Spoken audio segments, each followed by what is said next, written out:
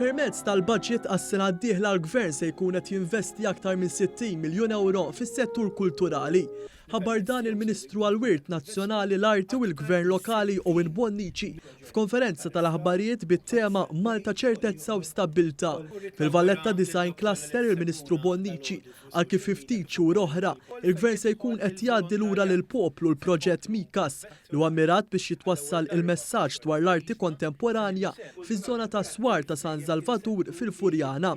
L-investiment massiġġ qed isir fażijiet differenti fuq medda ta' 12 il-tomna ta' art li ma kienieċ aċċessibbli jew kienet mitluqa. Fis-sena 2023 u ppjanat li jitlestew il-galleriji tal-arti sbieħ immens ta' iktar minn 3000 metru kwadru ta' spazji interni u l-ġnien ta' skultura b'investiment li jlaħħaq l-14 miljun euro.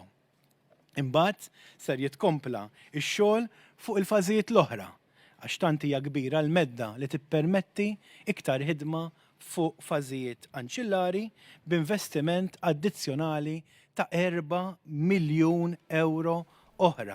Fl-istess konferenza l-Ministru nieda mill-ġdid il-Cultural Pass li tagħti esperjenza kulturali u artistika lill-istudenti Maltin wawċin. Hawnhekk intqal kif tul l-aħħar 5 snin ittelew 171 produzzjoni li ġew murija lil 155,944 student. Fix-xhur li ġejjin hemm imħejja 46 proġetti ieħor.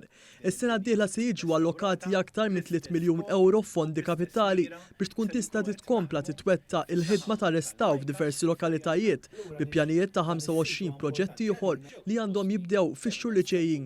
Fosthom is-sur tal-Marina fil-Belt, il-Knisja tal-Ġiswiti, il-Knisja ta' Ġiesu fil-Belt, il-Kappella tal-Unzjata fis-Siġġiewi, il-Palazz tal-Gran Mastru, il-Proġett f'Tassilġ, Villa Gwardamanġa u l-Victoria Lines. Il-Gvern qed jinvesti mill-ġdid b'aktar minn 7 miljun euro sabiex jitjieb ix-xandir nazzjonali. Il-Kunsill Malti għall-Arti se jibqa' jniedi skemi finanzjarji fosthom għall-laqdiet volontarji mużikali u laqdiet tal-armar u n-nar fl-ibliet u l-irħula ta' pajjiżna. B'allokazzjoni ta' 5 miljun euro ser tissok tal-produzzjoni ta' kalendarju ta' festivals ta' kwalità fil-ġeneri differenti. Permezz ta' dawn il-festivals qed ikun hemm aktar minn 250 attività fil-kalendarju kulturali Malti li joffru opportunitajiet varji lil aktar minn 3000 artist Malti u għawċi.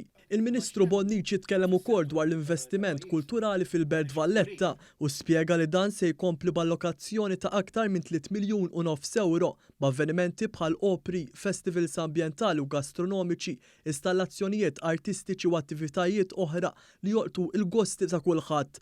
Għal-ewwel darba fl-istorja ta' pajjiżna Malta se tieħu sehem fil-London Design Biennale filwaqt li l-ħidma l-parteċipazzjoni ta' Malta fil-Bjannale ta' Venezja għall-edizzjoni li jmiss se tibqa' għaddejja.